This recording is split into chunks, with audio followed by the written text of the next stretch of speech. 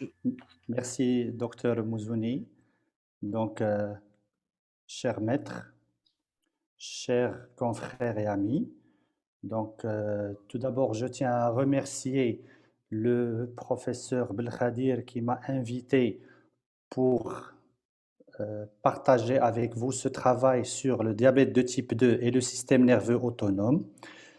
Euh, cette relation, tout d'abord, elle a été décrite pour la première fois, comme vous voyez,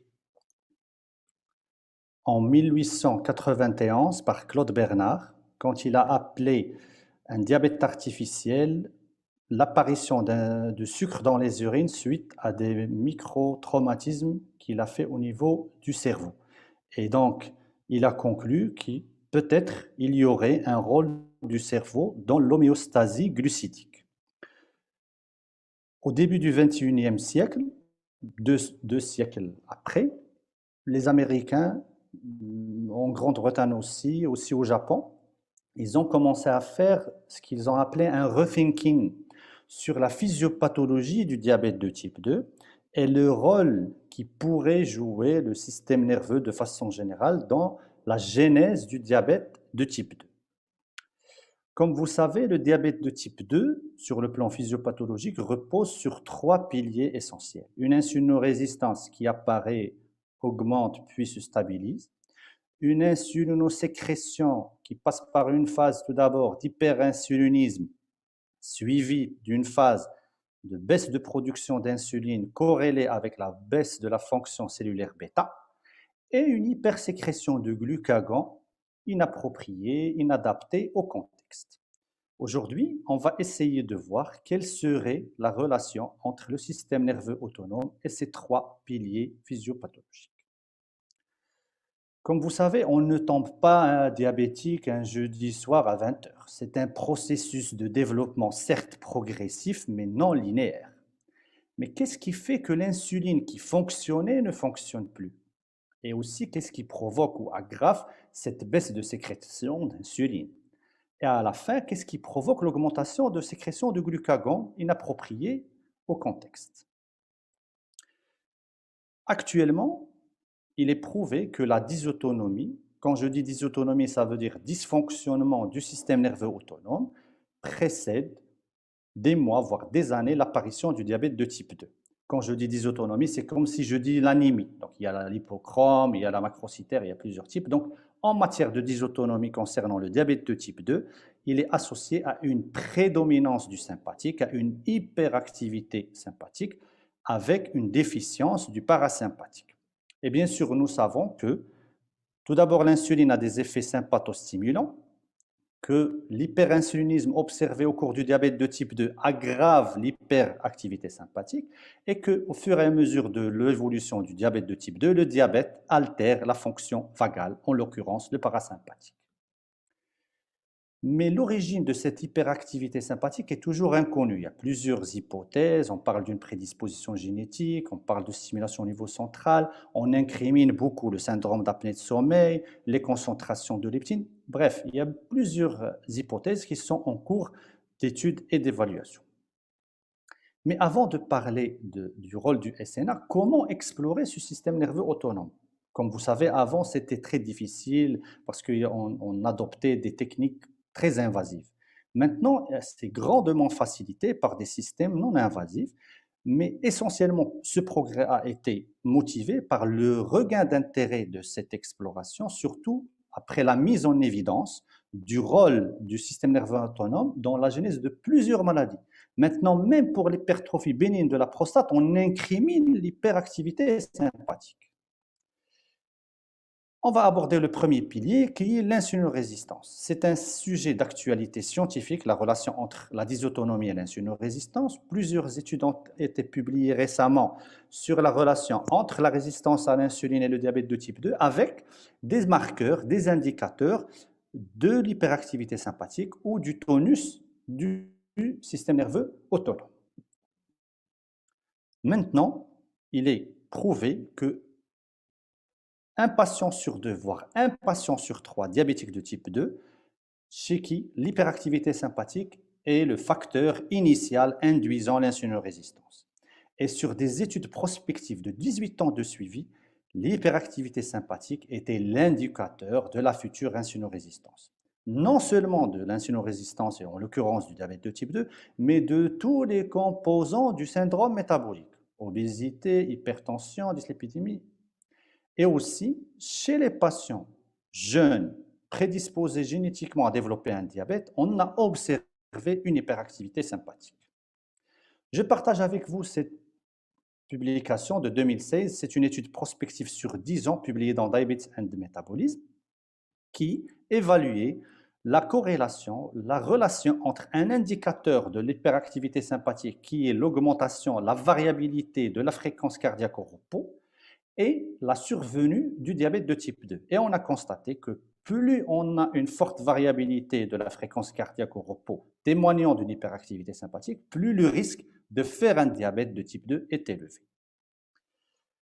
Deuxième étude, cette fois-ci publiée en The American Journal of Medicine, toujours en 2016, avec l'étude de la corrélation, de la relation entre un autre marqueur du tonus sympathique qui est la fréquence cardiaque au repos et de récupération avec le type 2, cette étude a conclu que le système nerveux autonome est un modulateur de l'insulinorésistance et que les marqueurs de l'hyperactivité sympathique sont fortement associés au risque de développer un diabète de type 2. Troisième paramètre que nous utilisons aussi dans l'exploration du système nerveux autonome, qui est ce qu'on appelle l'espace RR. Et donc, cette étude, publiée elle aussi dans Diabetes and Metabolism, a prouvé qu'un petit espace RR est très associé à la survenue du diabète de type 2 et de tous les autres facteurs ou composants du syndrome métabolique. Et comme vous voyez sur cette diapositive, l'hyperactivité sympathique, la dominance sympathique est responsable de plusieurs conséquences, notamment l'insulinorésistance, avant même la survenue des signes cliniques du diabète. Mais comment cette hyperactivité sympathique est responsable de cette insulinorésistance? Tout d'abord, il y a une augmentation légère du taux des catécholamines circulants, et il y a une activation des récepteurs adrénergiques au niveau de la cellule musculaire, et il y a une raréfaction des capillaires au niveau des cellules musculaires. Tout cela aboutit à une réduction de capture de glucose, à une transformation du phénotype des cellules musculaires en cellules insulinorésistantes et avec une baisse d'apport en nutriments. Tout cela est responsable de la survenue de l'insulinorésistance. J'ouvre une parenthèse pour vous parler de l'électrostimulation musculaire. C'est une technique qui est utilisée par nos confrères rééducateurs fonctionnels. On a constaté que les patients diabétiques bénéficiant de cette technique font des hypoglycémies, chose qui était bizarre. Et donc, ce qui a motivé la réalisation d'une étude ElectroDiab qui a trouvé que chez les patients insulinorésistants, en l'occurrence diabétiques ou en prédiabète, l'application de cette technique augmente leur sensibilité à l'insuline. Tandis que chez les patients insulinosensibles, non diabétiques en l'occurrence, il n'y a aucun effet. C'était une constatation nouvelle. Et donc, cette publication de 2017 a conclu que c'est la diminution du tonus sympathique, donc c'est l'effet neurologique sur le système sympathique qui peut expliquer l'effet métabolique de cette procédure. Ce qui a motivé la réalisation d'une autre étude au niveau du CHU de Caen, évaluant le rôle de l'action sur le tonus sympathique en matière d'insulinorésistance. Arrivons au deuxième pilier physiopathologique du diabète de type 2, comme vous savez, c'est l'insulinosécrétion. Comme vous savez, il y a des hormones qui rentrent dans le cadre du prolongement métabolique du sympathique, alors que d'autres constituent le prolongement métabolique du parasympathique. Comme vous savez, l'insuline s'inscrit dans la tendance parasympathico-vagale. Et comme vous voyez sur cette diapositive, la cellule bêta est sous la tutelle de plusieurs amplificateurs et plusieurs atténuateurs, notamment le système nerveux parasympathique stimulant avec ses neurotransmetteurs et le système nerveux sympathique inhibant et ses neurotransmetteurs. Pour confirmer, cette étude publiée en 2006 qui prouve que l'injection de neurotransmetteurs parasympathiques augmente la sécrétion d'insuline et que l'injection de neurotransmetteurs sympathiques inhibe, freine, baisse la sécrétion d'insuline. Donc, on comprend mieux le défaut d'insulinosécrétion lié à la prédominance du sympathique et la déficience vagale secondaire au diabète vient s'ajouter à l'épuisement des cellules bêta pour aggraver l'insulinocarence. On arrive à l'épilogue de la présentation, c'est l'identité neuronale de la cellule bêta. Donc la cellule bêta contient, présente des neuropeptides et des neurotransmetteurs exprimés uniquement dans les cellules nerveuses. Et ces neuropeptides et ces neurotransmetteurs, comme vous voyez sur la diapositive, sont responsables de fonctions vitales importantes de la cellule bêta, de la maintien de la masse de la cellule bêta, de la différenciation, de la multiplication, du développement de la cellule bêta. Aussi, nous avons constaté que pour une cellule progénitrice au niveau du pancréas, pour qu'elle devienne une cellule bêta, il faut activer le gène, ce qu'on appelle le gène REST. Et ce gène REST, c'est un gène de différenciation des neurones. Il est spécifique des cellules nerveuses. À cela s'ajoutent les gènes qui sont exprimés au niveau de la cellule bêta et qui sont communs aux cellules nerveuses sont responsables de la différenciation de la cellule bêta, comme vous voyez sur le tableau A en bleu, de la sécrétion d'insuline en réponse au glucose, comme vous voyez dans le tableau B en rouge, et même de la survie et l'apoptose des cellules bêta, comme vous voyez sur le tableau C en vert.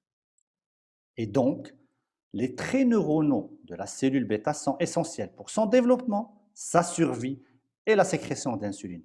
Mais quel serait le rôle dans la physiopathologie du diabète? Premièrement, comme vous savez, les îlots de Langerhans chez un patient diabétique de type 2 présentent des dépôts amyloïdes néfastes, destructeurs des cellules pancréatiques, comme pour les maladies neurodégénératives, notamment l'Alzheimer, ce qui explique l'association de la maladie d'Alzheimer avec le diabète de type 2. Et maintenant, on dit que le diabète de type 2 prédispose 2 fois plus à la maladie d'Alzheimer. Mais actuellement, depuis 2017, on sait que non seulement le système nerveux parasympathique est responsable de la sécrétion de l'insuline, mais aussi de la conservation de la masse cellulaire bêta. Je m'explique. Comme vous savez, le GABA, c'est un neurotransmetteur qu'on trouve un peu partout dans notre organisme. Et on nous a toujours dit, si un patient présente des anticorps anti-GAD positifs, c'est un diabétique de type 1. Mais quand on voit ce glutamique acide décarboxylase, il fait où dans la cellule bêta, il n'a rien à voir avec l'insuline, ni sa sécrétion, ni sa production. Tandis que c'est l'enzyme primordiale, indispensable à la fabrication du GABA par la cellule bêta sous la tutelle du système parasympathique. Pour bien élucider ce mécanisme, on voit sur cette diapo un îlot de Langerhans avec les cellules bêta en rouge, les cellules alpha en vert. Si on traite ce îlot in vivo pendant 2 mois par des injections de GABA, on obtient le résultat que vous voyez, une augmentation de la taille et du nombre des cellules bêta. Aussi, une autre étude, quand on traite des îlots de Langerhans par la streptozotocine, qui est une substance toxique destructrice des cellules bêta, on a une augmentation de la glycémie. Mais quand on divise en 2 bras et on traite un par le GABA, on constate que la glycémie se normalise.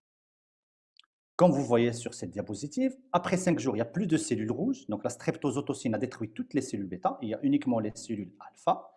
Après 10 jours, il y a une augmentation du nombre des cellules alpha, puis l'apparition des cellules bêta à 25e jour, et après 85e jour, traitement par le GABA, on a un îlot qui est redevenu normal, voire même augmenté de taille. Et vous voyez l'agrandissement des 2 bras, le résultat. Avec le GABA, on retrouve un pancréas normal. Avec l'autre bras non traité par le GABA, il n'y a plus de cellules bêta.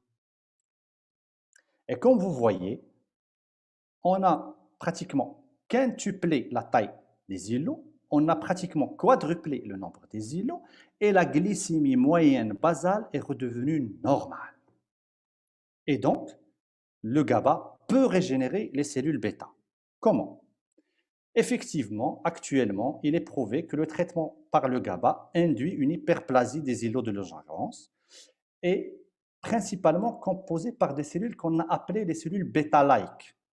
Et ces cellules bêta-like sont dues à la conversion de cellules alpha en cellules bêta, suite au traitement par des doses supraphysiologiques en GABA. Et une fois que ces cellules bêta sont sur place, et elles sont fonctionnelles et peuvent soigner un diabète.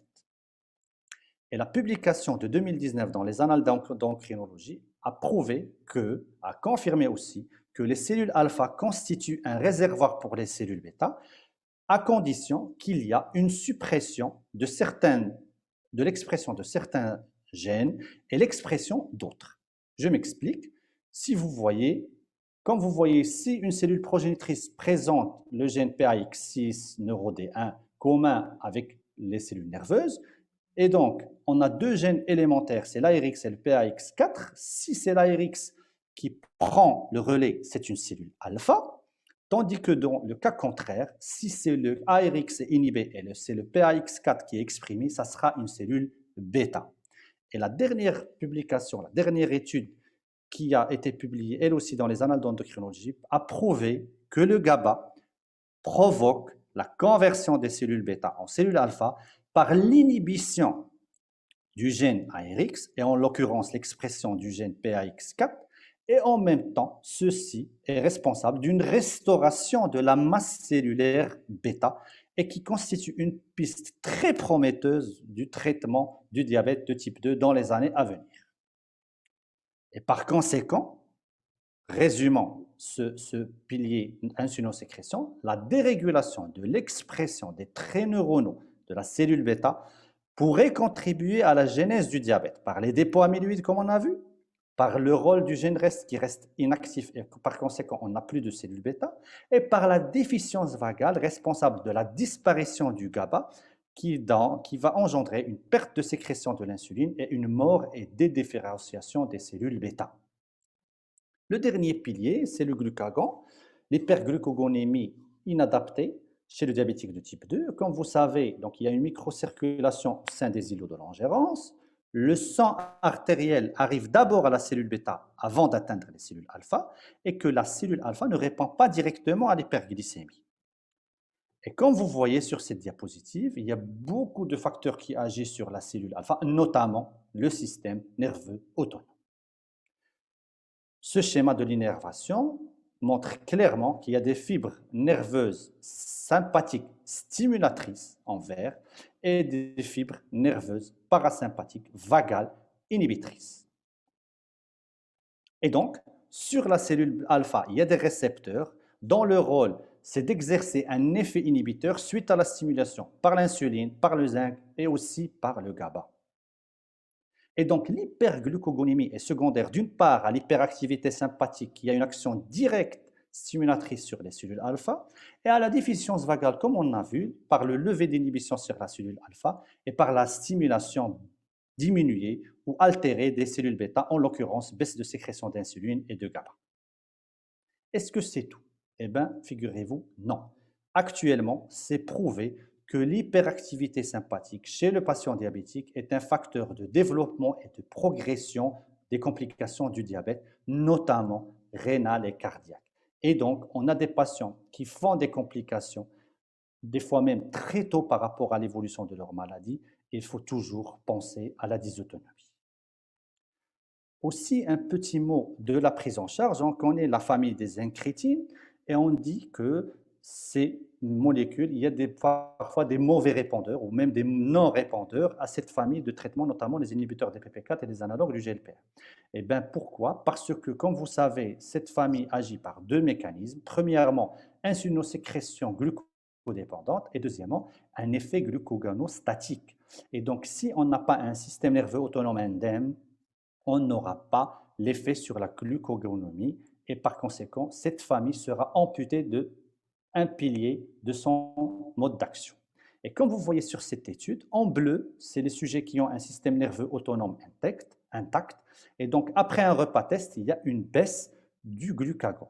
Tandis que si on a une dysautonomie, on donne ou on ne donne pas d'inhibiteur des PP4, par exemple, on aura toujours une sécrétion de glucagon défrénée.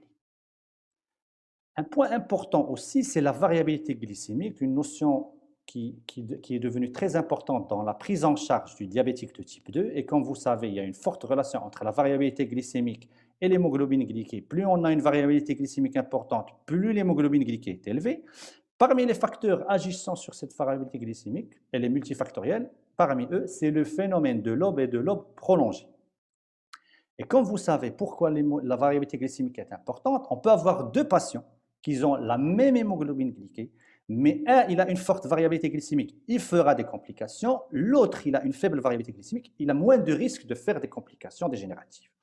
Et donc, ce phénomène de l'aube, il est dû directement à l'hyperactivité sympathique et son action sur l'hépatocyte, comme vous voyez sur cette diapositive, et donc la stimulation de la glycogénolyse hépatique anarchique, des fois chez le diabétique de type 2.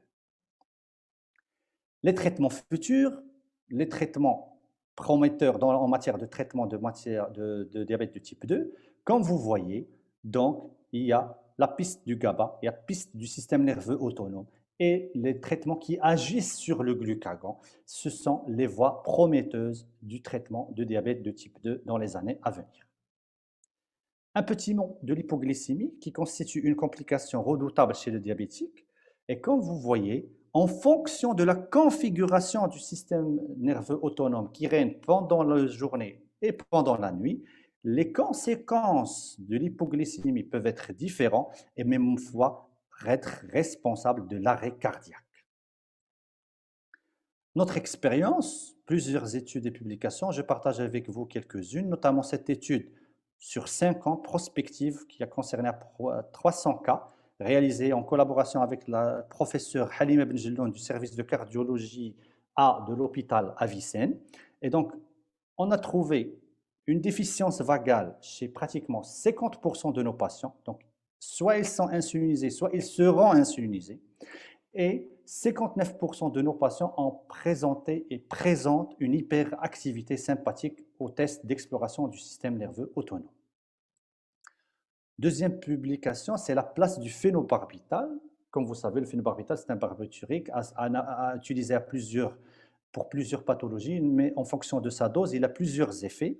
Donc, à faible dose, c'est un régulateur du système nerveux autonome. On l'a utilisé chez des patients qui présentaient une forte activité sympathique et on a constaté une amélioration de la dysautonomie, une perte de poids et même une baisse des doses d'insuline chez les diabétiques. J'avais un patient qui prenait pratiquement 120-130 unités d'insuline dans 60 à 66 unités de glargine. Actuellement, il est à 18 unités de glargine. En conclusion, le système nerveux autonome a un rôle non seulement dans la genèse du diabète de type 2, mais aussi dans le développement des complications et même dans la prise en charge.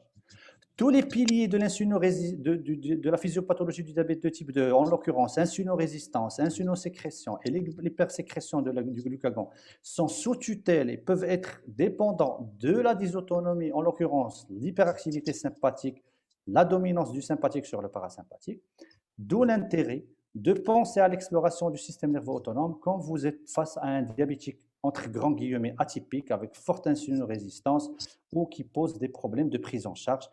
Et je vous remercie.